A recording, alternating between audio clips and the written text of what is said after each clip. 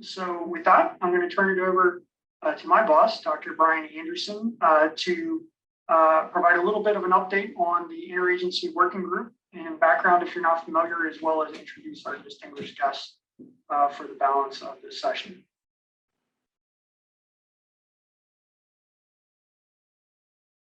Good afternoon, everyone. I really appreciate the opportunity to virtually visit North Dakota. I wish we could be there in person, but I'm so glad that we're joined today by the Lieutenant Governor. I'll introduce here in a moment. I did want to bring everybody up to speed on what the Interagency Working Group on Coal and Power Plants and Energy Communities and Economic Revitalization is about. And so we were established earlier on this year. As a matter of fact, it was, we can go to the next slide, Brian. We were established by the Executive Order 14008. This is the Executive Order on tackling the climate crisis domestically and abroad, and where the administration saw that the dramatic need to make sure that as the nation transitions our energy production and use and transportation, as we transition in this energy into the new energy economy, that we make sure we're not leaving communities behind. And so a little bit of background: I'm a native West Virginian. Grandfather was a coal miner. I grew up in energy communities and spent my career, certainly even before joining NETL, as a energy researcher. And we know that it is deeply seated within energy communities around the country, the fact that the energy resources that we're blessed with in abundance in many regions around the country have become the backbone to the economies in communities. And so the administration saw the need to make sure that we transition not only the energy sector itself toward a low carbon economy, but the economies of the regions that have supported the nation's economy for the last 100 years.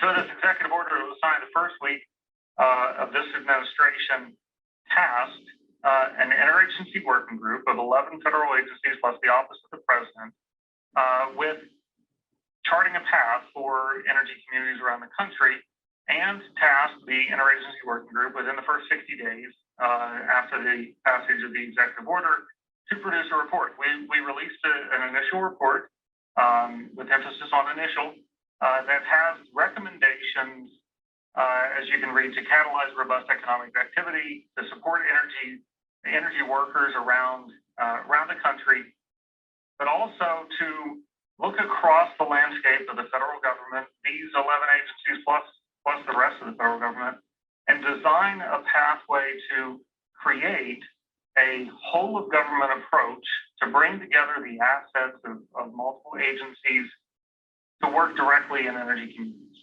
And so we go to the next slide. The focus is on the communities themselves. And so in the initial report, there were 25 priority energy communities identified. The definition of community in this instance is a little broader than most of us may think about as an energy community. And some places there are larger regions of the country. And so these are specifically trying to identify those areas that would be a focal point for this effort, again, across the 11 agencies, to provide some emphasis and focus on the types of investments that are needed to be happening. So as many of you, if you're joining us today, you probably know that over the last, say, 12 years, the electricity production in the United States has gone from 52% of electricity being produced from coal to just shy of 25%, with a downward trajectory. Plant closures, coal-burning power plant closures are being announced every monthly around the country, and it has largely been a transition into natural gas and with the deeper penetration of renewables. As we look to the future, we see this continuing and see that there are communities that have been dramatically affected by this shift in the energy transition, going from 175,000 coal miners in the country to 40,000. over that the same period of time as well. And so what we are trying to do is identify communities that either are immediately challenged, have been challenged over the last decade, or know that closures are coming and will be challenged in the future, and provide an emphasis on the ground across 4 different work streams. I'll go into the work streams in a moment. There's additional analysis that's forthcoming because we know that it is not just the employment numbers, it's tax-based.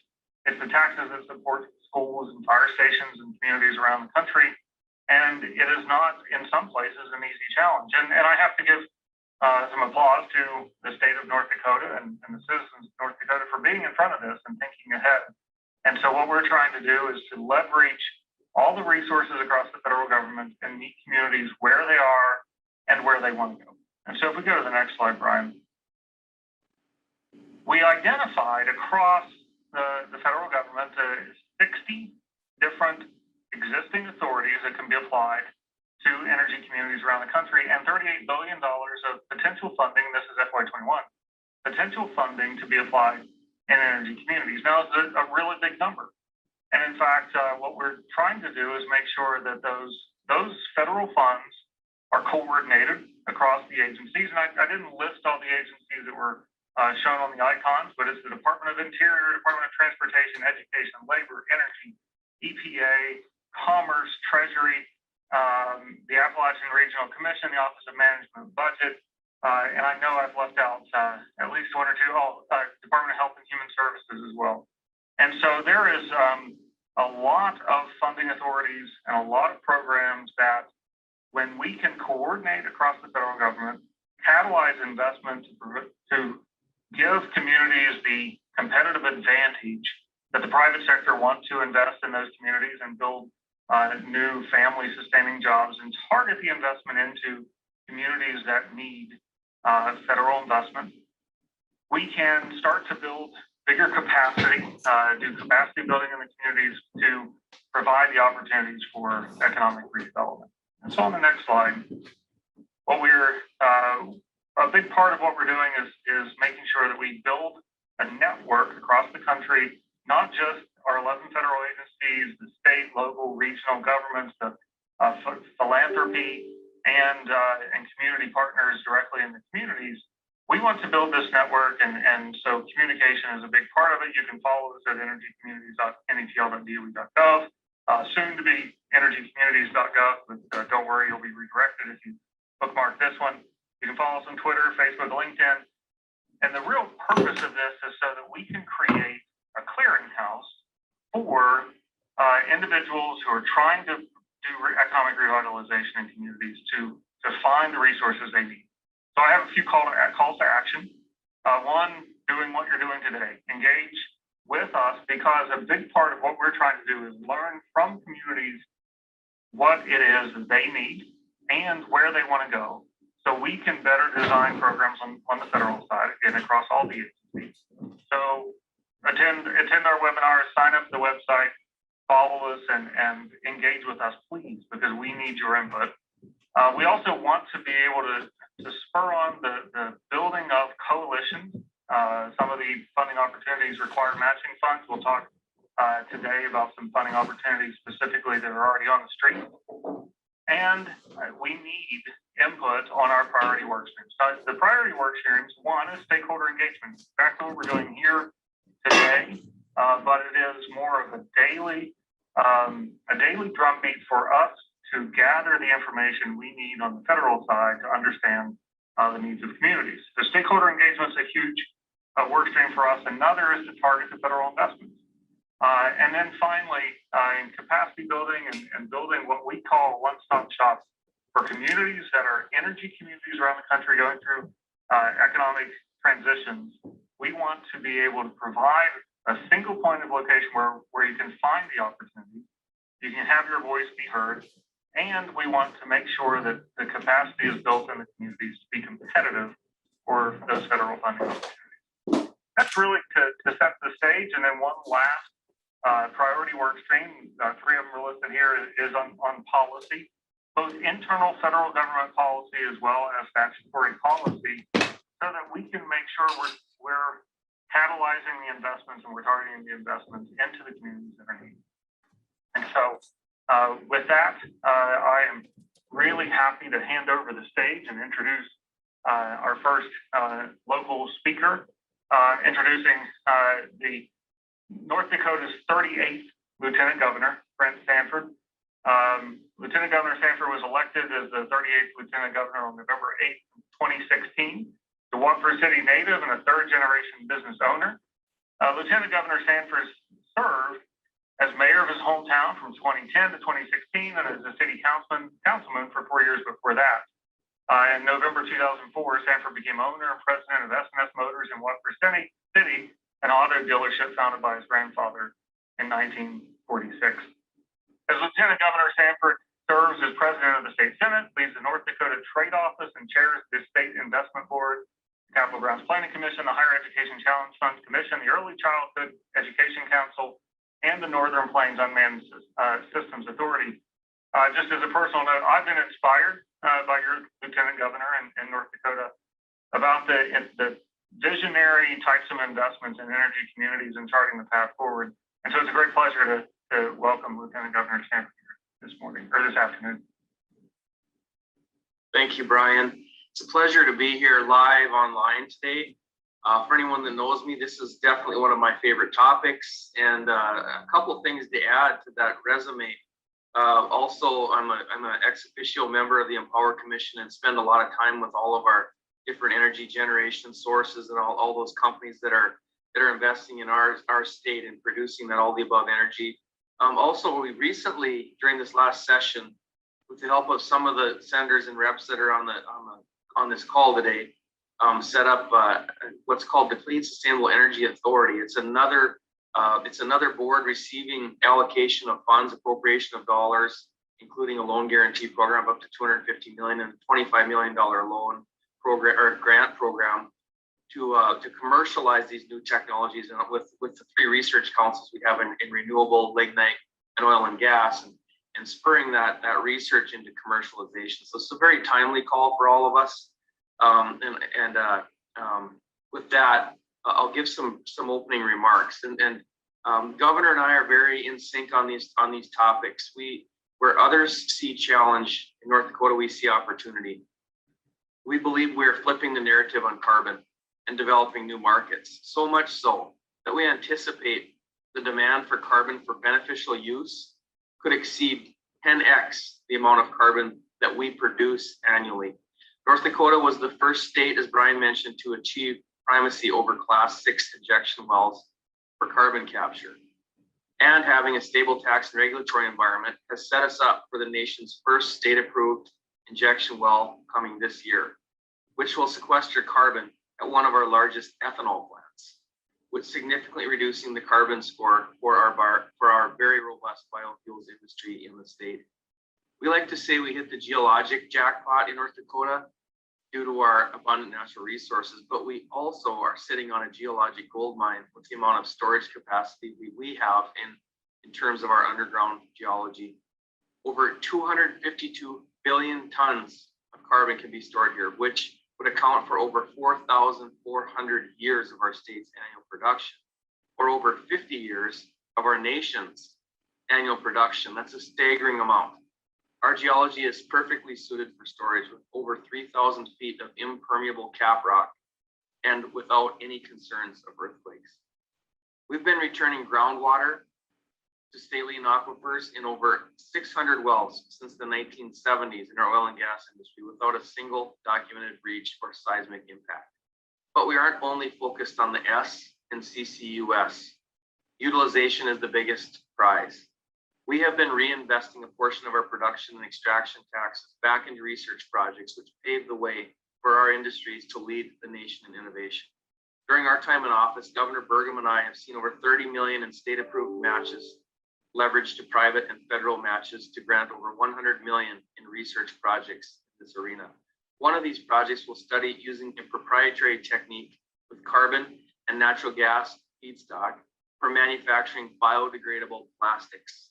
We'll solve the plastic bottle problem right here, and not with soy plastic, but with actual plastics made from natural gas, carbon capture in a biodegradable format. And these biodegradable plastics will be carbon negative. We've also been involved with several projects to study co-locating greenhouse gases with CO2 sources, which would have the added benefit of addressing concerns with food deserts. But the largest potential user is the oil and gas industry, which are in North Dakota alone could add up to 8 billion additional barrels to our production without that increased impact of more drilling. Not much more production, not as much drilling, not having those surface impacts of the sites. And each of these barrels of oil would be carbon negative. According to Denbury Resources, which already uses CO2 in North Dakota's Cedar Creek anticline, more than a half ton of CO2 is sequestered versus what that barrel will emit during its lifetime. Could you imagine a world in which our carbon would have value being sold for beneficial reuse? This is only possible with a policy conducive for fostering innovation, not overregulation and burdensome regulations. We have an opportunity to partner with the federal government to make this a reality. Thanks in large part to the tireless efforts, of course, of Senators Hoven, Senator Kramer, as well as Congressman Armstrong. We have a great start with our 45Q tax credits programs. But the tax credits currently offer an advantage for sequestration versus beneficial use, like enhanced oil recovery or greenhouses. If we could level the playing field for both, the returns on investment would be unimaginable. If we truly want to address carbon as a nation, the only way to achieve this goal is through innovation. We need to develop these new and emerging technologies here and develop markets for our carbon so we can incent the rest of the world to adopt what we develop here at home. There is no guarantee that China or India would ever adopt a restrictive regulatory structure, but if we provide a new market, we all win. So thank you for your time today, and we look forward to working with you on carbon reduction while we continue to feed and fuel the world from North Dakota. Thank you very much. Lieutenant Governor, thank you so much. And I'm going to toss on my other hat. Grace mentioned I'm the director of the National Energy Technology Laboratory in addition to the Interagency Working Group. And your comments and the state of North Dakota's support of the fossil energy and carbon management program, leadership in plastics primacy is really to be applauded. And we thank the state of North Dakota for all your partnership in developing and deploying the carbon management technologies. And so thank you very much. As the Lieutenant Governor mentioned, a lot of this work is supported by your senators. And so I'm pleased to introduce the video by Senator John Hoven. As you in North Dakota know, he was sworn in on January 5th of 2011 as North Dakota's 22nd U.S. Senator. Prior to his election in the Senate, Senator Hoven served as governor of North Dakota for a decade. As governor, he placed a strong focus on developing North Dakota's vast energy resources. Beginning in 2002, he initiated Empower North Dakota, as mentioned by the Lieutenant Governor, a comprehensive energy plan for the state that includes all energy resources as well as a conservation component. Senator Hoven is committed to creating a business climate that fosters job growth and robust economic activity. Music to my ears as an IWG director. And equally important to the senator are measures to reduce the nation's budget deficits and debt. As a senator, Hoven has been leading efforts to develop a comprehensive national energy plan similar to North Dakota's Empower North Dakota. So let's hear from Senator Hoven. I'm pleased that NETL is working with the Energy and Environmental Research Center on helping our incredible coal-fired electric industry in North Dakota crack the code on carbon capture and sequestration. We've worked very hard to put programs in place like the 45Q tax credit to help get from technological viability to commercial viability, and I think that our industry in North Dakota can lead the way forward on that. From the federal government perspective, that means making sure that funding, loan guarantees, and the 45Q tax credit, along with our work on 48A tax credit, is used to help our industry do just that, crack the code on carbon capture. And so I hope as a result of this discussion and seminar today and others, we can keep working to make that happen. It's not just about jobs and opportunity and dependable energy here in North Dakota. It's really about leading the way forward for our country, and the world.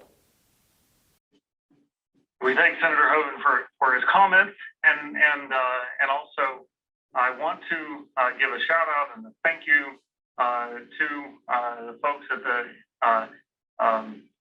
University of North Dakota Energy Environment Research Center, Undurk, specifically John Haryu and Scott Clara, for all of your assistance in helping coordinate today and the agenda and all of the historical partnerships that we have with Undurk. But now it's a great pleasure to introduce U.S. Senator for North Dakota, Kevin Kramer, elected in 2018 after serving 3 terms as North Dakota's at-large member of the House of Representatives.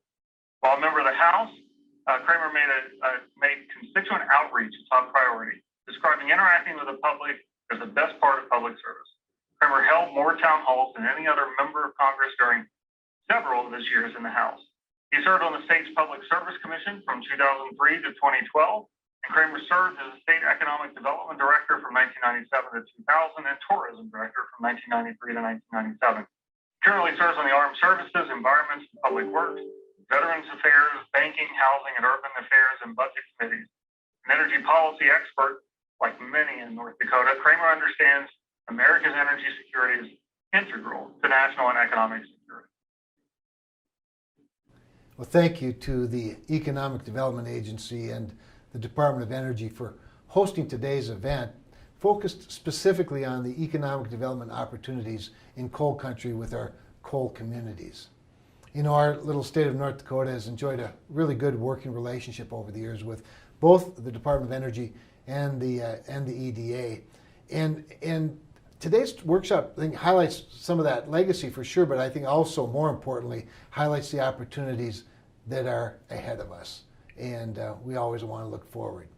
You know, North Dakota's lignite producers have a rich heritage in our state, providing reliable and, of course, affordable energy, not only to our state, but really to those around us as well. And our coal companies and communities and partners like EERC are at the forefront of energy innovation. Not just energy, but of course reclamation and clean energy. North Dakota is a national leader in carbon capture and use technology, for example, making our energy production cleaner while maintaining the reliability. That's why our state's leaders from the local to the federal level continue to prioritize our coal communities and the innovative solutions that they bring to the table. Today's workshop will be an opportunity for North Dakota to showcase our innovative leadership to you and, of course, to present further opportunities within our beautiful state, our beautiful, clean, environmentally beautiful state. North Dakota is not looking for a handout. We never have. That's not our nature. Rather, we believe that our ingenuity provides a unique opportunity for our federal partners to invest in the future. I encourage participants to do what they do best. Think big visions outside of the box, as they like to say, and present new and fresh ideas.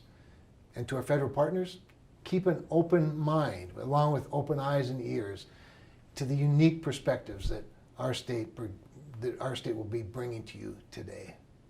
Thanks again for hosting this event with North Dakota in mind. I stand ready, as always, and willing to further the good working relationship that our state has with the Economic Development Agency and our Department of Energy partners.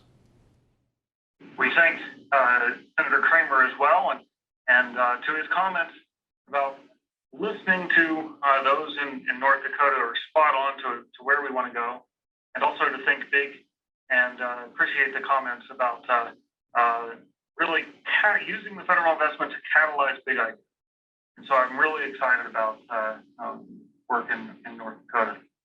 Next, I'd like to introduce the Executive Director of the Western Dakota Energy Association, Jeffrey Simon. He leads the Western Dakota Energy Association, the members of which are the cities, counties, and school districts impacted by energy development in Western North Dakota. So you can see why Jeffrey Simon is here today. At the Western Dakota Energy Association, Simon develops advocacy to ensure policymakers understand members' needs and provides education to members and works closely with the association's board of directors to promote outreach to members and to the public.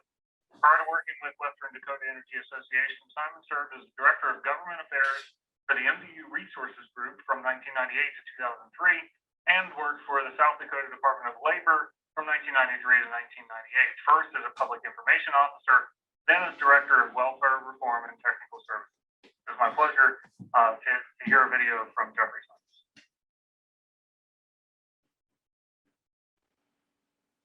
Good afternoon, everyone, and thank you to the Economic Development Administration for hosting today's workshop and the opportunity to offer a few comments. I'd like to be there in person, but coincidentally, I'm conflicted by a meeting of North Dakota's Empower Commission, which was established more than a decade ago to help develop and promote our state's energy resources. As Executive Director of the Western Dakota Energy Association, I work closely with our member cities, counties, and school districts that are affected by energy production, including a great deal of time devoted to those in our 3 coal-producing counties. The people in coal country are proud of the work they do to provide reliable, affordable, and increasingly clean energy to the state and region. We've seen tremendous innovation in the coal industry, from improvements in mining and mine reclamation to developing methods to operate coal plants more cleanly and more efficiently. The people of North Dakota understand there are concerns that carbon dioxide emissions are contributing to climate change, but our state's lignite industry and our political leaders are taking a very pragmatic and realistic approach to solving the problem. We know that CO2 capture technology works. We've seen it at the Boundary Dam in Saskatchewan, at the Petronova plant in Texas. We know it can be done.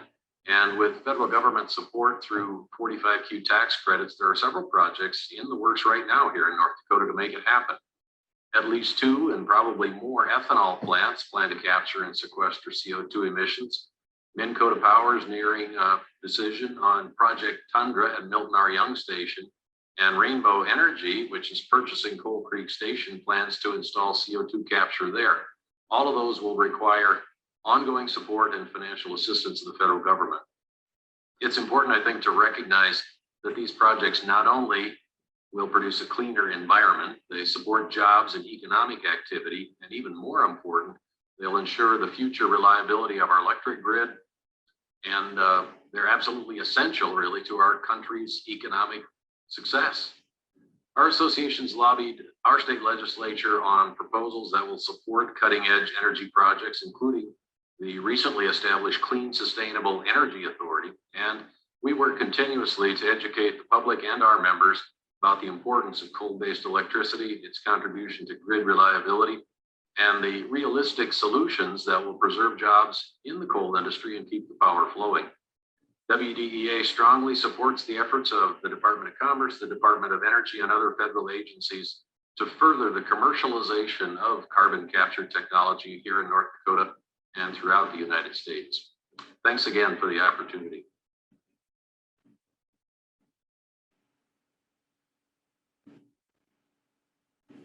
I'd like to thank each of our contributors and participants. Only in a virtual environment will we have a speaker standing on the ceiling, but thanks for everyone's patience there. And it is a great pleasure to partner across the federal government, to partner with states and regions and local leaders to create what I like to call the whole of government approach. Is not just the whole of the federal government. It takes coordination down to the town, because we have to understand the vision that individual communities have for their energy future. And that's where we are committed in the Interagency Working Group to meeting there. I'd like to thank Briggs White, Deputy Executive Director here for his work on the IWG, and hand it over to you, Briggs, for some great panels. We'll hear from Interior, Department of Energy, and certainly, as mentioned by many of the previous speakers, the US EDA as part of the Department of Commerce, with some really tremendous opportunities for communities. Briggs, I'll hand it back to you. Thanks, Brian, and thanks to our dignitaries that shared their voices earlier. As Brian said, only in a virtual environment can we have an upside down speaker, but hopefully you guys enjoyed the message, which I thought was really positive and engaging there. So thank you to all those speakers who provided their voices.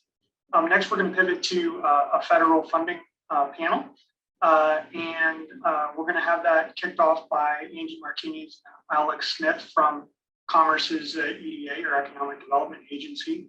So I'm going to pass it over to them, but before I do, I'll just introduce the balance of the speakers. We'll have from DOE, Kate Gordon, Senior Advisor to Secretary Granholm, as well as from the Department of Interior, we'll have Matthew Magruder to talk about some of the things that they do here in the Office of Surface Mining, Reclamation, and Enforcement. So let me go ahead and toss it over to Angela to kick us off here. And as a reminder, please do put your questions in the chat throughout this, and we'll revisit those both after the EDA as well as after the entire federal panel. Thank you. Well, thank you, Briggs. Good morning. As Briggs mentioned, I'm Angie Martinez. I'm the Regional Director for the Economic Development Administration's 10-state Denver region. My colleague, Alex Smith, is joining us, and he's going to pull up a slide deck that we'll go through with you. But as he's doing that, I'd like to just say how great it was to hear from your U.S. senators, as well as the Lieutenant Governor this morning, and how excited and the great leadership that they're providing to the state. And of course, Brian and Briggs and the IWG, thanks so much for hosting the meeting this morning. As I said, my colleague Alex Smith and I will give you an overview of EDA. We'll talk about our mission and our program, and specifically how our agency is working over the next year to support coal communities through investments through the American Rescue Plan Act. As you know, probably, ARPA, the American Rescue Plan, is giving us really a once-in-a-generation opportunity to make transformative investments to help our regions and communities create jobs and prosper, and hopefully propel many successes into the future. However, before we jump into the American Rescue Plan, I did want to talk briefly about EDA's approach to economic development. EDA is the only federal agency that's exclusively focused on economic development. I believe our mission is bold, and the fact that we're focused on promoting innovation and competitiveness and preparing American regions for growth and success in the global economy. Our funding decisions are made at the regional office level by our career staff. And as you can see on this map, we have 6 regional offices. Our office, which is based in Denver, Colorado, covers 10 states in the Intermountain West and the Midwest region. Our investments are bottom up, not top down. That means that we look at your regional strategies and your plans, and we base our investment decisions on supporting those plans. On this slide, I'm going to talk about EDA's investment priorities. And for all of you on the line who might be interested in applying for EDA funding, these investment priorities are really important because all of our project decisions require your project to meet at least one of these investment priorities. We recently updated the investment priorities, and we added equity as our #1 priority. So EDA is looking for projects that advance equity through investments that benefit historically underserved populations, such as women, Black, Latino, or Indigenous populations, or underserved communities with geographies that have been systemically or systematically denied a full opportunity to participate in aspects of economic prosperity. So that's looking at tribal lands, areas of persistent poverty, or rural areas that have been historically underserved. Resilience and recovery has long been one of our investment priorities, and I think anyone applying through the American Rescue Plan will probably meet that investment priority that really helps the community become more resilient to downturns or disasters. Workforce and development is also one, and EDA will be looking to support projects that include skills training for quality jobs that are needed by the business community. We've also added technology-based economic development with a keen focus on supporting entrepreneurs and startups and commercialization of new technologies, which we've been talking quite a bit about already this afternoon. So I would just encourage you, I'm not going to go through all the rest of these, but go to www.eda.gov for more information on all of our investment priorities. And in addition to that, you'll be hearing from Alex in a second, and he is our economic development representative for North Dakota, and we'll work with you as you develop an application to make sure that you're hitting those important investment priorities. Just a quick mention on who is eligible for EDA funding. You'll see at the bottom, EDA does not provide funding to for-profit entities or individuals. However, we do invest in districts, organizations. We fund a network of EDDs across the state, many of which I suspect are on this call today, and they are some of our strongest partners at EDA and are responsible for economic development planning in their region. Also, Indian tribes, cities, counties, state government, institutions of higher education as well, and nonprofit organizations. And then our footprint, I guess, in North Dakota is quite large. As I mentioned, we invest in our economic development districts, again, our closest partners, and we work really closely with the leaders of these organizations to identify projects to invest in and to work on those projects together in many instances. We also fund a network of university centers across the country, and one of which is the University of North Dakota, which is focusing right now on the growing unmanned aircraft system industry in the state. And then we have a number of tribal planning grantees that you can see here. And Alex may touch briefly on a new funding opportunity through the American Rescue Plan, specifically focused on tribal communities. And I know we also have many other investments that we've made in the state, particularly in coal communities as well. And I'm going to go ahead and pass it over to Alex to jump into the meat of the American Rescue Plan Act. And I know he'll also share some of those examples with you as well. And then we also look forward to your questions when we're finished. Thank you. Alex? Yeah, perfect. Thank you, Angie. And once again, I'm Alex Smith. I'm the Economic Development Representative for EDA, covering North Dakota. So I've been with EDA for about 4.5 years now, and worked quite a few projects in North Dakota. But we have exciting new American Rescue Plan Act funds that are available to communities throughout the state. So obviously we're here to talk about full communities, but I'll dive into specifically how some of these programs could apply to them. And then it's just a good FYI that some of these programs apply elsewhere as well. So as Angie briefly mentioned, EDA received $3 billion in American Rescue Act plan funds. The purpose is to invest in America's communities.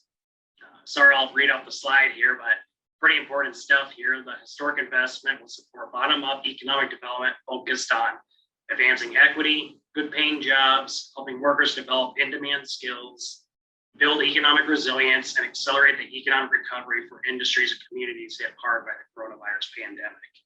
Obviously, we've all been hit hard by coronavirus, and unfortunately kind of sticks around here, but our programs are ready to be accessed now, and I'll dive into them here shortly. So we specifically released 6 different notices of funding. For those that aren't familiar with federal funding opportunities, that's what we call them, notices of funding opportunities. So EDA announced 6 this past July, and I'll list them off here. One's the Good Jobs Challenge. It's a national program.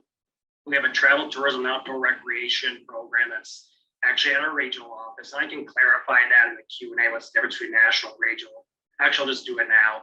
Any program that's national comes out of our headquarters in Washington, D.C. Any project, when I say regional, comes out of our 10-state regional office that Angie's the regional director for. So just kind of shows you where the funds are coming from, whether it's a national program or 10-state program, kind of shows you the competitiveness there.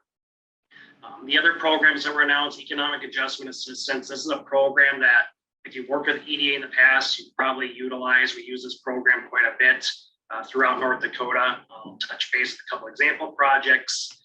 Angie mentioned we have a specific notice of funding for Indigenous communities. I'll also touch base on that.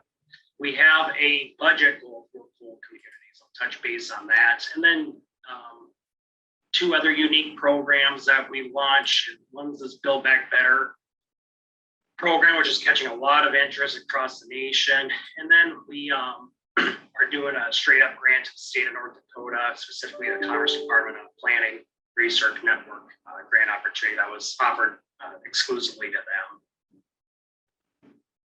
Okay, so peeling back the onion a little bit more, I said $3 billion nationwide, but $300 million of that we're being authorized or told to, really work that in coal communities. that that could obviously benefit from economic development assistance. So the whole purpose of this is just to help communities, one, first and foremost, recover from the pandemic, and then just obviously support and then maybe potentially even create new jobs and opportunities, but obviously support the coal industry that exists today. So it's good to know. I said, essentially, this is just a little caveat, excuse me, in our funding opportunity that says, hey, let's pay specific particular attention to these communities that have coal currently. And I'll kind of touch base on example projects here in a second. So who's kind of impacted by coal? You know yourself better than I'm based in South Dakota, but you know yourself obviously locally than I do, even though I'm in your sister state, South Dakota, but obviously pretty much any county in Western North Dakota is eligible for these funds. Most of them either have some sort of coal mine or coal plant, or maybe even might be in the distribution network or distribution channel to coal. You might have businesses that benefit them. So essentially just about everybody. My job is really unique where we'll touch base on these programs a little bit. My job's kind of a consultant on behalf of you guys. So I can advise on what type of projects are competitive, match requirements, specific things, the notice of funding, like investment priorities. So I don't bite. I'm actually pretty friendly, and I work really close with your regional councils throughout the state. So I know all the executive directors and their planning staffs very well, and they know us pretty well. So the key is federal applications. I guess something to point out, federal applications can be kind of daunting, but believe it or not, we're pretty friendly faces and like to work with you hand in hand on a potential grant application. Here's two examples. So Congressman Kramer kind of mentioned, we're looking forward to the future, but these are two projects that we did in the past, but they are for the future. So specifically, just last year, we did a $4 million grant to the North Dakota Association for Rural Electric Cooperatives for a line worker training facility. Obviously, big demand for these workers, and we helped, it's under construction now, but a 4 seasons training facility for this in-demand workforce. Obviously, could benefit coal regions and maybe career diversification opportunities, but really proud of that investment we made. It's under construction now. The grand opening I haven't heard yet, but something to check out if you're in Mandan anytime soon. And then another relatively recent project, we helped Bismarck State College with a new health sciences equipment grant, a little over $400,000 total. Whole purpose is just to expand their lab and classroom space for innovative educational exploration and address hiring needs of hospitals in Western North Dakota. Okay, so I digress there just real quick. I just wanted to show you what we have done, not to pound our chest, but just more or less just kind of show you examples of products we do. Like it's a very creative what we do. I know we talked a lot about carbon capture already, but these new supplemental programs in the American Rescue Plan, I apologize, this grid, hopefully it's able for you, hopefully you're able to kind of navigate it. It's a lot to digest. The key is, once again, call me, call your regional council if you talk to potential projects. But this has the 6 notices of funding at the very top, and it just talks about how much money is available nationwide, as well as how much money is available in our 10-state region. The purpose of them, deadlines, and EDA investment. So we will send these slides out, so you don't have to screenshot this right now or take a picture with your phone, but I'll dive in high level on all these real quick, but just wanted to show you this kind of what we're playing around or utilizing right now. Our most flexible program is called Economic Adjustment Assistance. This is a program we've used quite a bit throughout North Dakota over the years. So main purposes, investing in infrastructure, technical assistance, planning, and even revolving loan fund programs. We have revolving loan fund programs with the regional councils. And then like we use this program for that Mandan Lineman Center, North Dakota Association of Electric Cooperatives. We help fund actual physical infrastructure of their buildings. So these grants are an 80-20 grant rate, so pretty lucrative. Typically our grants are at 50-50. So whole purpose of it is to, help with workforce development, entrepreneurship, and even public works type infrastructure that benefits the industry. So something I think is most flexible and something I work with regularly. So just something to take note on here. Another one of our notices of funding is this travel, tourism, and outdoor recreation notice of funding. We split this up. The state's getting a direct grant from us. We're working with North Dakota Department of Tourism right now on that, Sarah over there. They will get a grant from us and they have discretion on how to utilize that. But there's also a competitive side to this as well. There's about $19.7 million available for our, once again, EDA 10 state region for any communities impacted by obviously the pandemic or maybe even coal impacts. We can actually look at new infrastructure type tourism projects. We can also do any kind of like study as well. Example project would be like some sort of trail system that connects some of our towns that might be impacted by coal.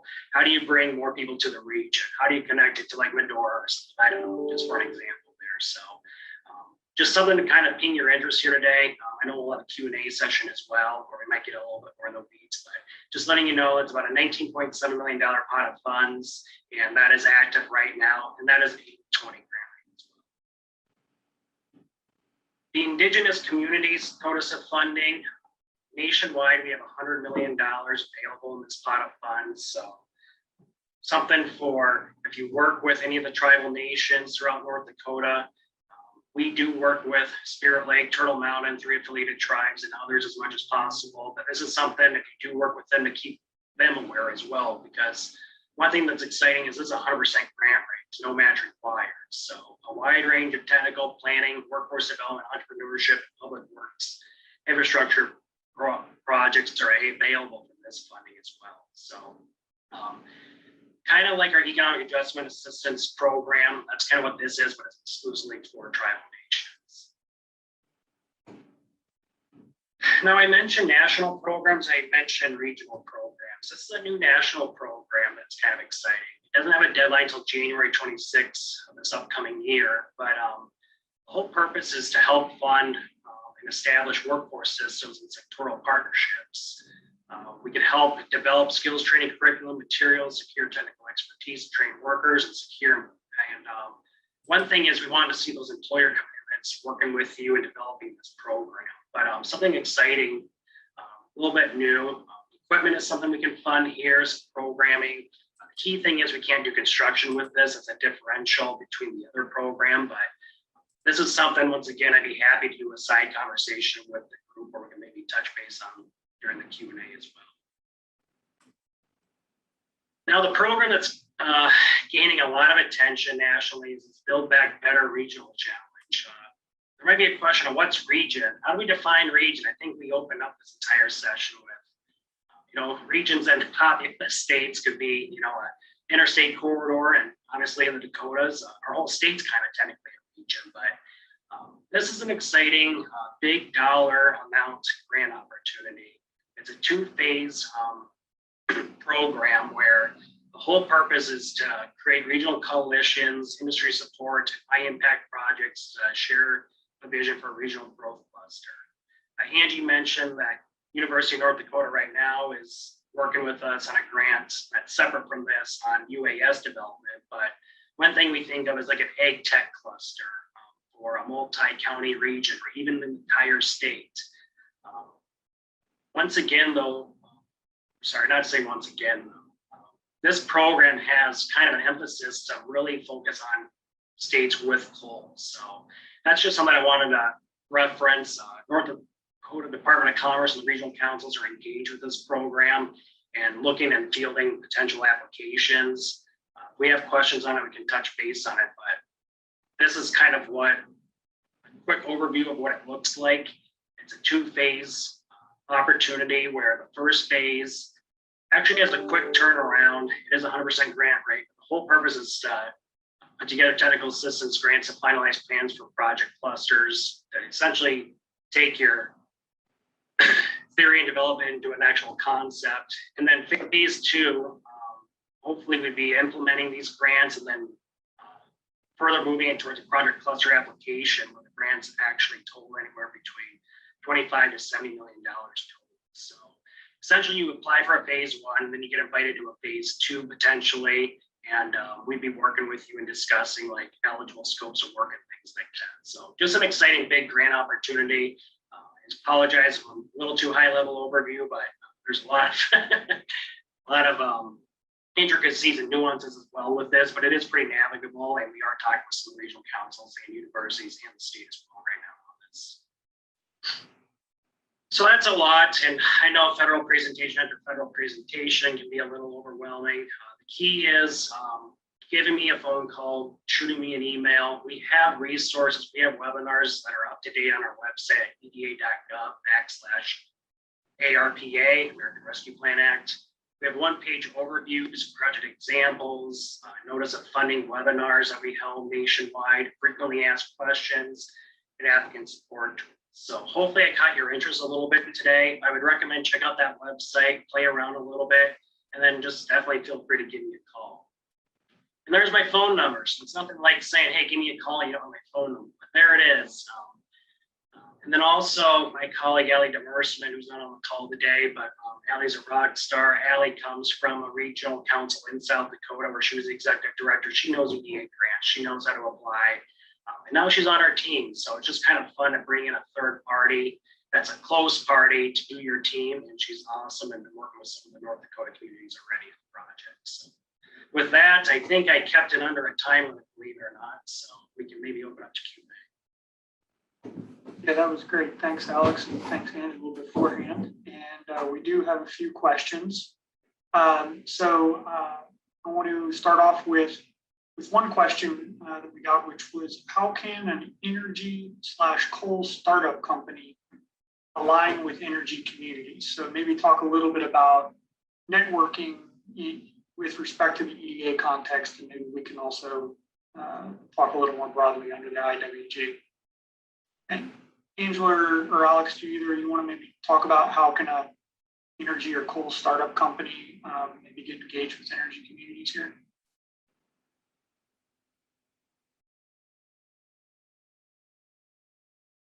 I will jump in, and Alex, you can back me up. And I apologize, my dog might start barking here in a second. But I would, as I mentioned earlier, we do not make investments to for-profit companies.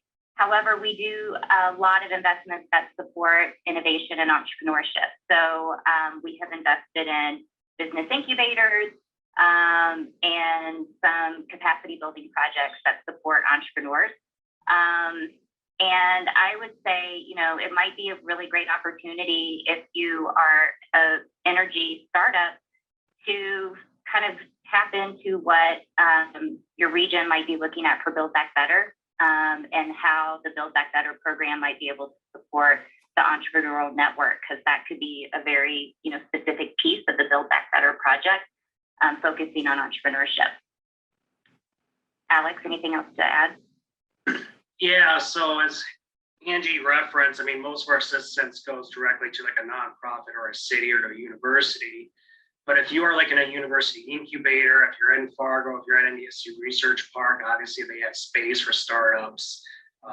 Ultimately, though, these startups are important because we actually try and, that's the goal, is to create new opportunities and new jobs. So it's important maybe just to touch base with your regional council in North Dakota.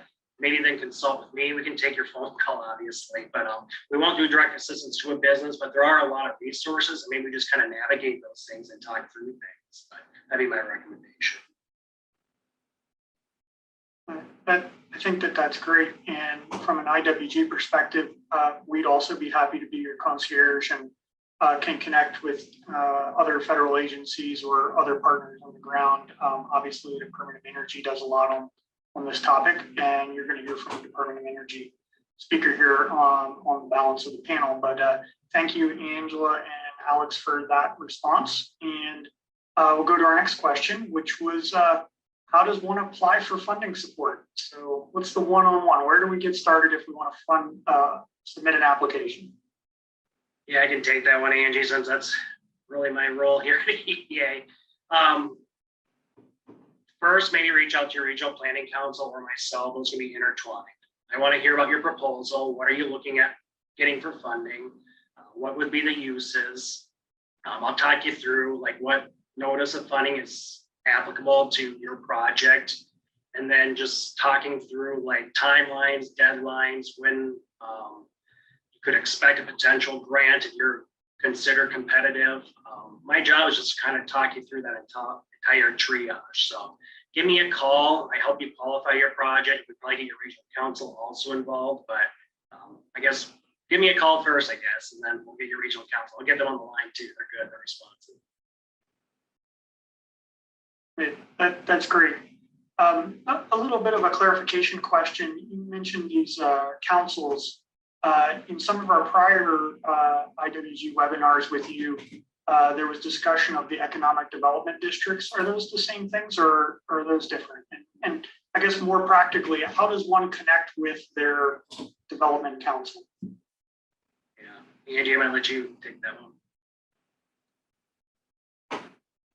Sure, yes. They are the same thing. I think in North Dakota, the state designates the regional councils. Some of our states do, and then EDA comes behind and designates them as an EDA-funded economic development district. So I think I call them EDDs, economic development districts. Alex called them regional councils.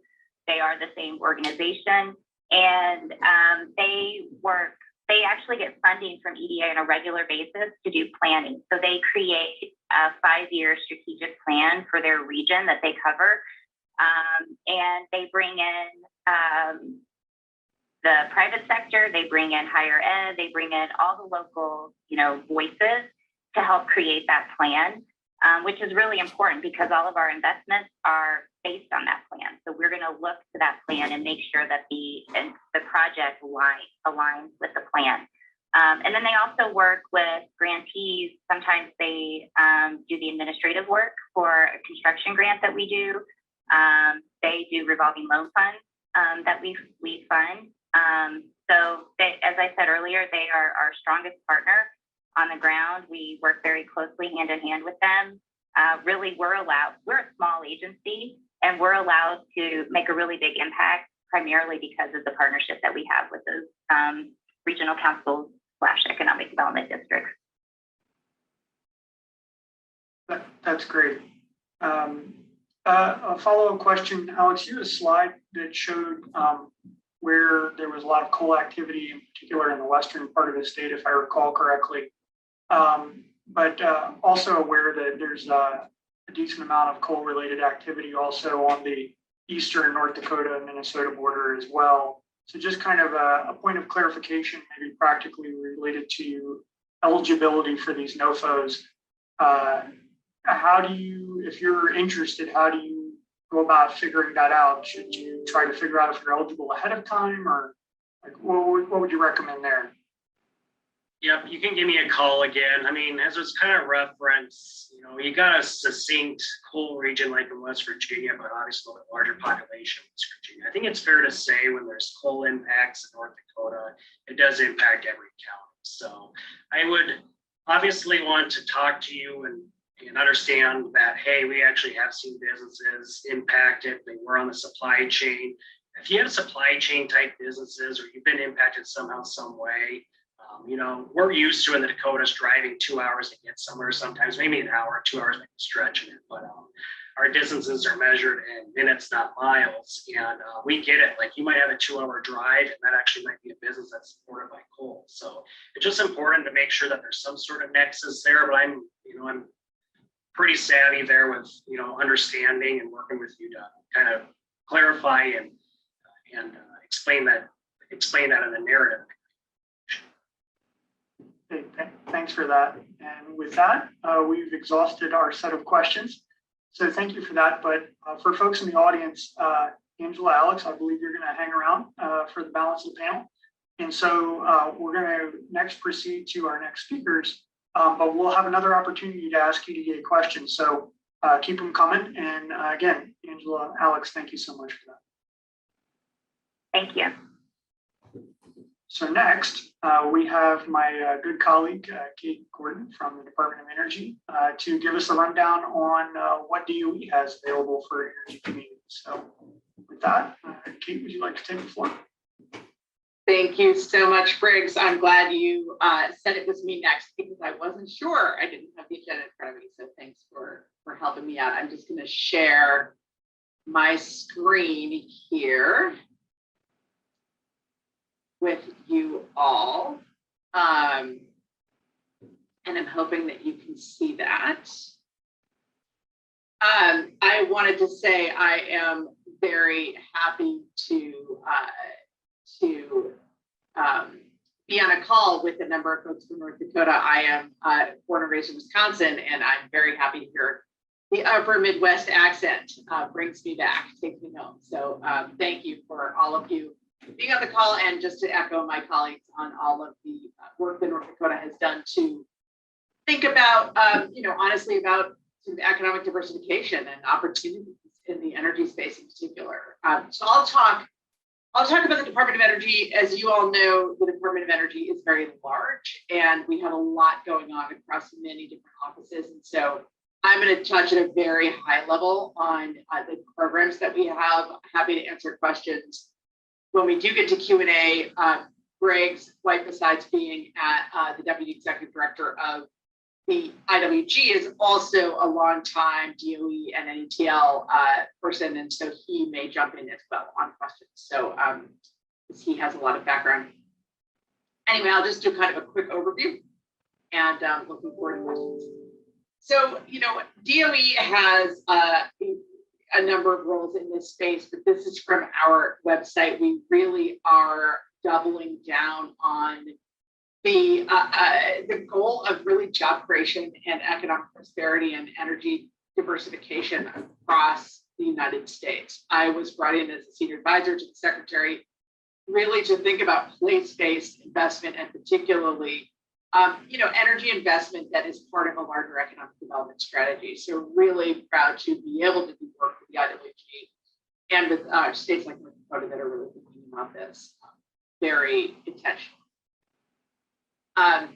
We are, in this vein, really excited about what you just heard about, the Economic Development Administration's new funding for economic development, and specifically for coal communities. We really see that funding as foundational across all of the agencies involved in the interagency work group.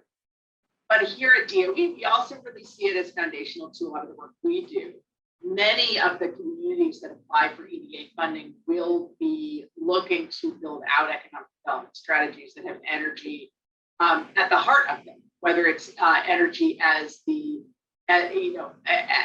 foundation of sort of what powers the rest of the economy, or literally energy investments to underpin economic development. So we are working very, very closely with EDA to ensure that we are making our own programs as accessible as possible, really doing kind of leveraging the EDA funding to support communities that are interested in building out energy infrastructure across a wide range of technologies. So at DOE, we have a number of key offices that work on these issues. These are 4 of them, and they're all really large, but including the Office of Fossil Energy and Carbon Management, the Energy Efficiency and Renewable Energy, ERE, the Office of Electricity, and the Loan Program Office. I'll talk a bit about each of these right now. And these are each kind of massive offices in their own right. And one of the things that we're doing at DOE, and that I'm really focused on, is better streamlining access to multiple offices within DOE, so that if you have a project that crosses over these different offices, that we really support you in, as Briggs said, sort of being more a kind of a concierge service, really support you and communities in working across these offices.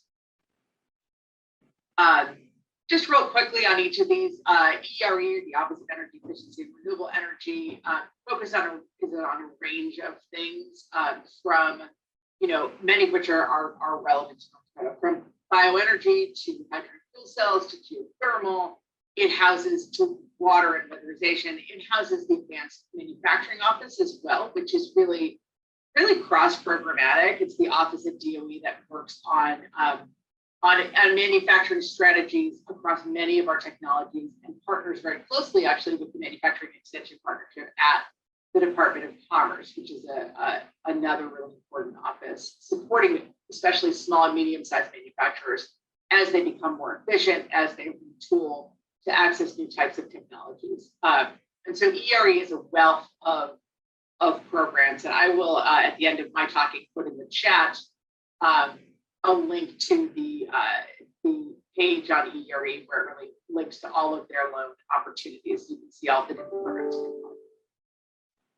Fossil energy and carbon management, we've heard a fair amount about already today, and I will say that just as North Dakota is close to my heart, this program is close to my heart. Spent a lot of time in my career prior to DOE working on carbon management and carbon removal policies. And so fossil energy and carbon management really looks to the future, where we know that we are going to have to increasingly find ways to manage the existing carbon from industrial operations and also the existing carbon in the atmosphere.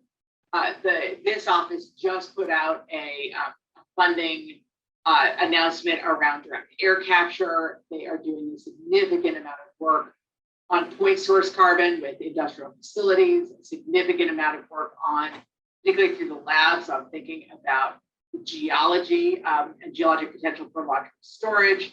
Really an exciting set of programs that I know North Dakota is particularly interested in as you're looking toward, capitalizing on some of your core skills in the state, which really do include carbon management and related technologies. So this is an exciting office. The next office I'll talk about is the Office of Electricity, where we do, and this one you get to do the Assistant Secretary on this one. This office works on, one of the critical issues kind of underpinning everything else we do on energy, which is transmission. And so grid research and development, resilience across the grid. This is increasingly an issue, not just in California with the fires, not just in Louisiana with the poles coming down, but increasingly an issue in places where extreme heat is suddenly an issue, where we have kind of precipitation with dumping snow one year and no snow the next year. It really is increasingly an issue all over the country, and something that we spend a lot of time working on through the Office of Electricity.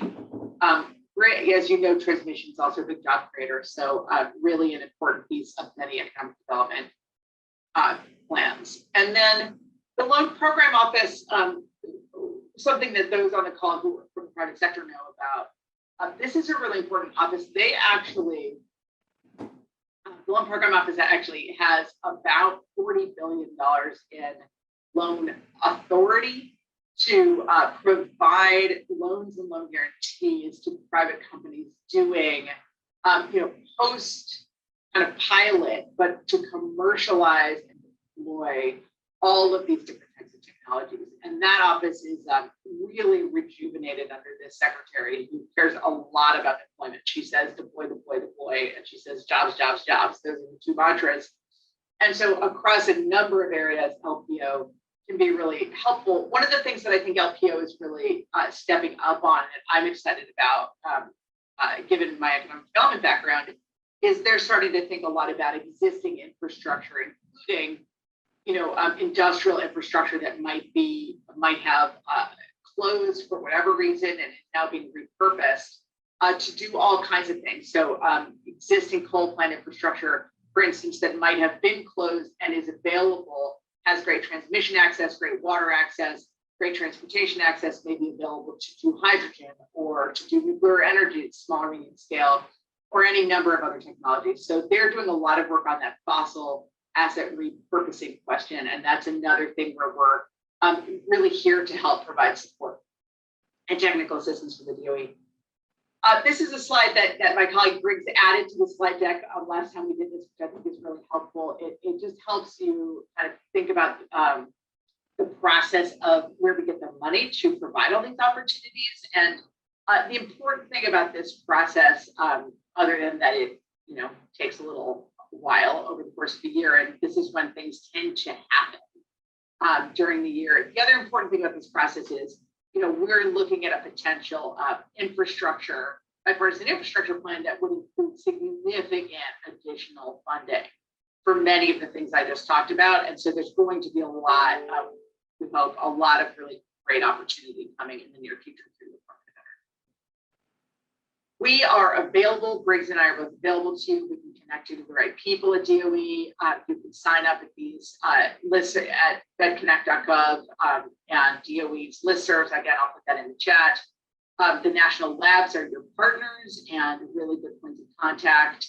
And then, we'll just continue to do outreach to you as our stakeholders on the interagency work group, which the Department of Energy runs. So really happy to meet all of you. Thrilled that you're here. I'll be around for questions a little bit later.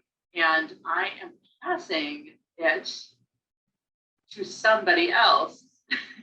Briggs, help. Matt Magruder from DR. Perfect.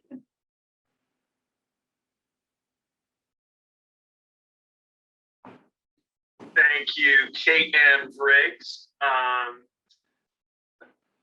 Pull up my slides here.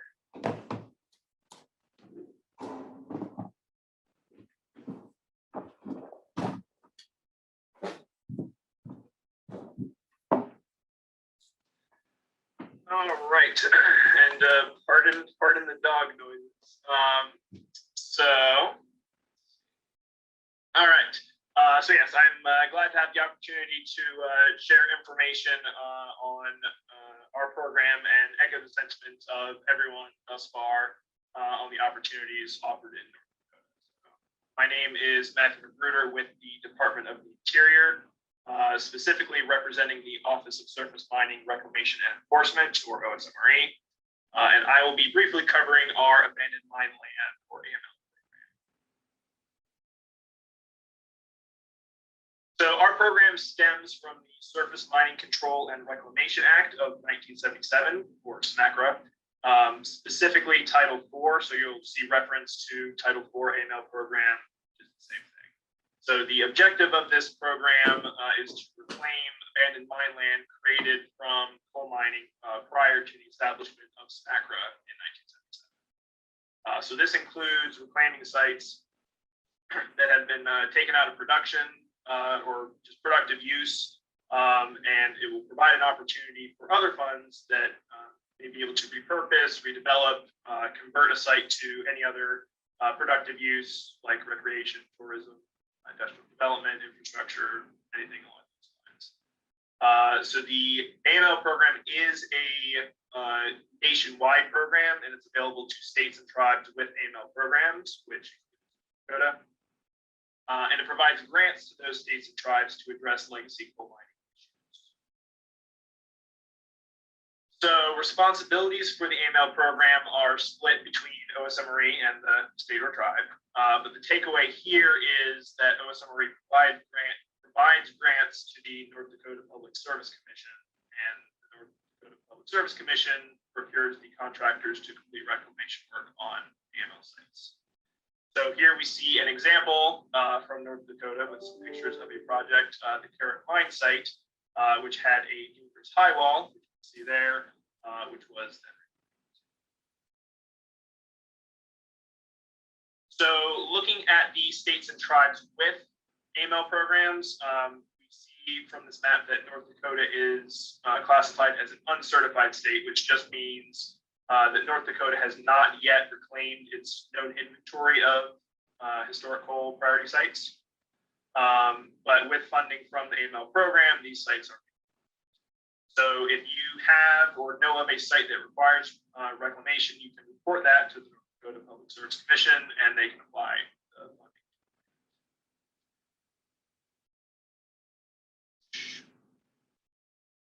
So this diagram shows how AML funding is provided to states and tribes. But the important part here is the AML grants are calculated based on a preset formula. So this formula does not change. So the funding provided each year is relatively consistent.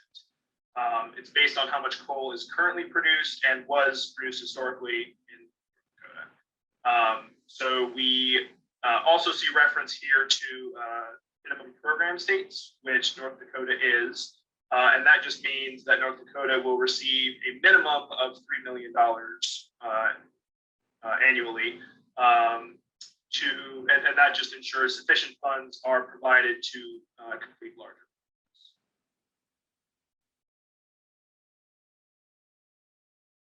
So here we are looking at how much North Dakota has been awarded since 2016, which is the minimum $3 million per year minus budget sequestration, which was 5.7% in 2021. So a more detailed breakdown of how this calculation is made is available on the OSMRE website.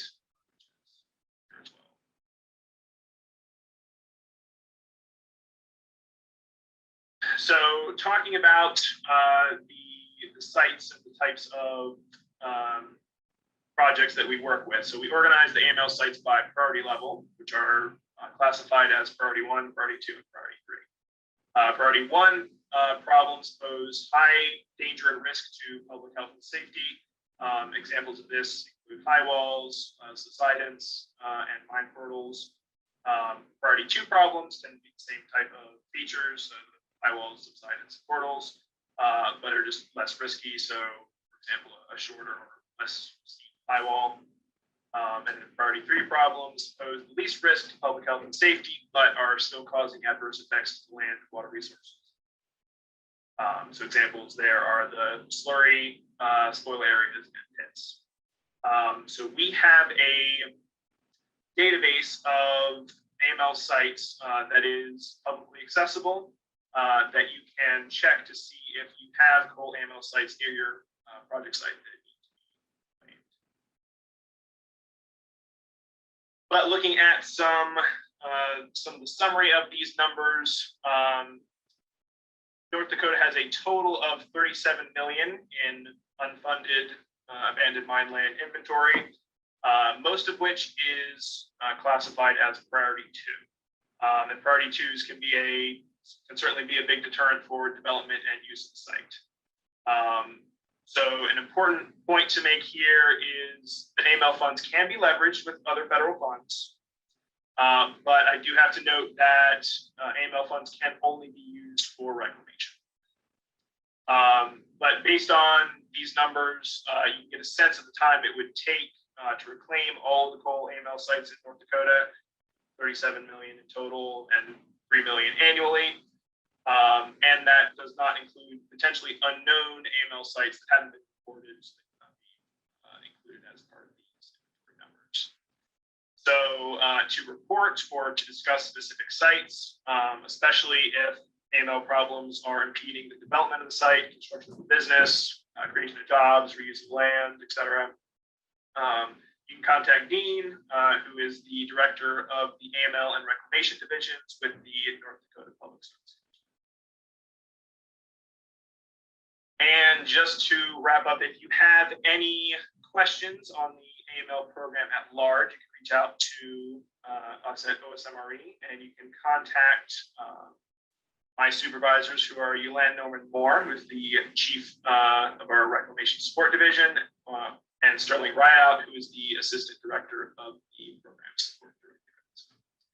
Thank you, everyone, for your time. And with that, I will pass it back to Briggs.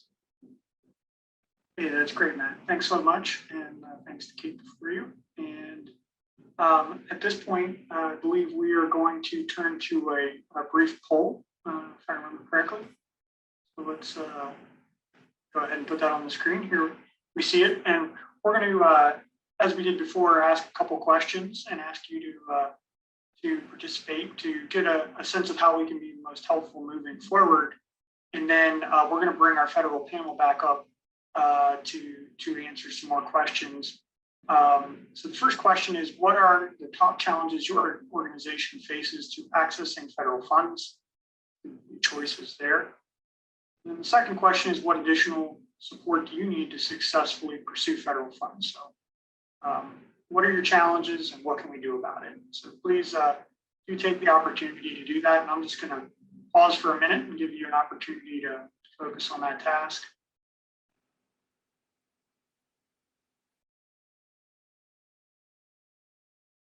And with that, we're going to post the results here in a little bit. And why don't we go ahead and bring our panelists back up. So Angela, Alex, Kate, and Matt, and we're going to go ahead and just do a couple of questions.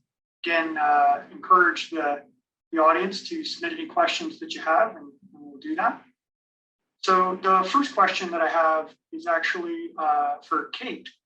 Kate, wanted to talk a little bit more about that question that we got earlier in the chat about startups and how can they get engaged. I know DOE does quite a bit, so just kind of curious any thoughts you might have there. Yeah, thanks, Briggs, and you should jump in on this too. But I would say, DOE, the vast majority of people that come directly to us are private companies. Actually, we spend a lot of time with private companies.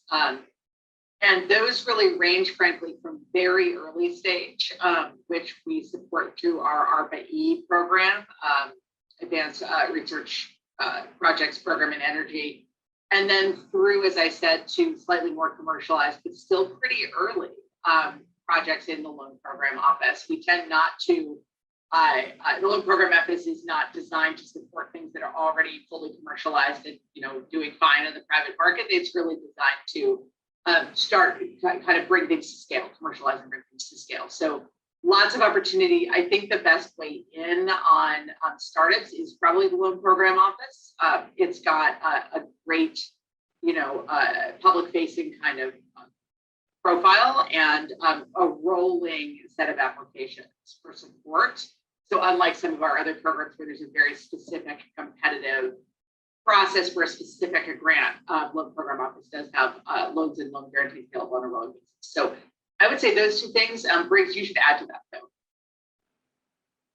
Yeah, I think that's great. And I would just say it really depends a little bit on where you are in terms of your commercialization process. If you're early stage and you need to work out the kinks, so to speak, and do some R&D or maybe a market study or additional analysis, then maybe working with the program offices or perhaps for the national labs. Sometimes there's funding to national labs to do paper studies and that kind of thing, or to do bench scale or even pilot scale research. That could be one avenue. But also working with the DOE program offices and looking for opportunities. There is a small business set aside as mandated for all the agencies, and DOE has one. So if you are a small business, so it sounds like you might be then looking forward to those solicitations that come out usually twice a year. That might be an opportunity. And then in addition to the loan office that Kate mentioned, also just give a shout out to our USDA colleagues.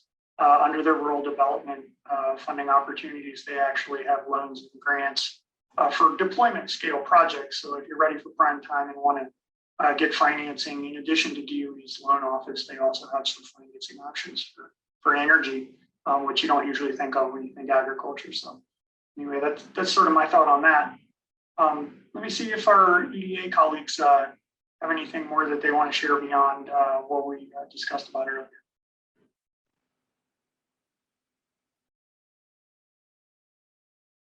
I don't think so. I know that we covered regarding the ARPA program. So just to reiterate our availability, and Alex as our economic development representative for the state.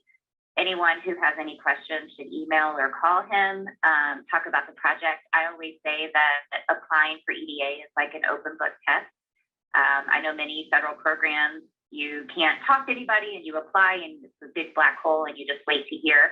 But at EDA, we have Alex and his counterparts who work in the states and can answer questions and really, work with an applicant, review their application, give them some feedback before they submit to help them be most competitive.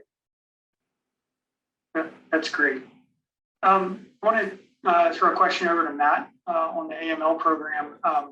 You mentioned that you can use them with other federal programs. Can you just give us an example of how that might play out? Sure. Let me pull something up here to reference. And then EDA, I'm going to ask you a similar question in terms of using other sources, whether it's federal or otherwise for cost share or other kinds of partnering? I know you do EDA integration work, so. Right, I can jump in while Matt is looking that up.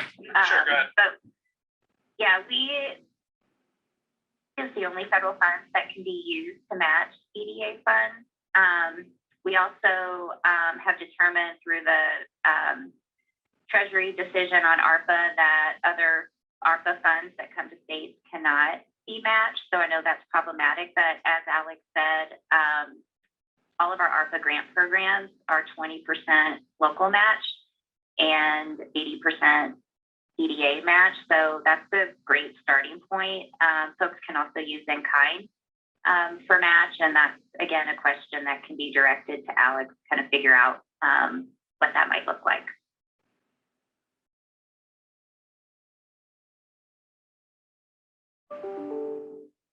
Yeah, and I'll speak from experience. I'll just say real quick, I've seen a lot of different sources of match come in and be applicable towards us. So my goal is just to kind of go through that portfolio of options or maybe limited options, but at least come up with some resources so I can advise there as well.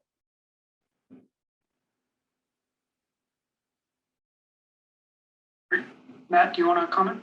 Yeah, just to jump in. So for the AML funds, they do not require any match since they are being applied directly by the state. So they are applied where they are needed for the reclamation of coal AML, but they can be used to leverage and to serve as match potentially for other federal funds. So I know we definitely have projects where we see funds from other sources such as EDA for projects to complete something larger than the original scope just with the AML funds. That's great. And while I've got you here, can you just talk about applying to these programs? I get it that they're sort of state-run programs. Is that on a rolling basis, or are there like deadlines for funding opportunities? How does that work? Yeah, so it is a little bit different than some of the other opportunities. So I appreciate the opportunity to expand on that. So it would not be an application submitted in the same sense as the other programs because it is a program that is managed by the state of North Dakota. So they are the ones who are going to apply the funds, and but if they can hear from the stakeholders about a project or how a project or a particular site is impacting them, that's the sort of feedback and contact that can be very helpful to directing those funds in any given year. So this fund, these funds are an annual. It's an annual grant that we issue to North Dakota. So every year North Dakota has the approximately $3 million to play with for this reclamation work, and they are the ones who are selecting how that money is applied. So by contacting them and sharing your experiences and specific site examples could help them prioritize where that money is applied. Well, thanks for that. Just a quick reminder to folks, please do submit your questions in the chat. For EDA, one final question for you here. Can you talk a little bit about defining the boundaries of the regions? I know that, there might be some coal-related interests in the western part of the state that maybe even span over into Montana. Likewise, we talked earlier about perhaps over into Minnesota on the eastern part of the state. So can you just talk a little bit about the crossing state boundaries, or how do you define a region for the Build Back Better regional challenge? That's a good question, and we get that question frequently. And the answer is that the applicant defines the region. And Alex can jump in a little bit more on this if he'd like to, but really a region could be a city or a couple counties or the whole state. As far as Build Back Better, it could cross state lines.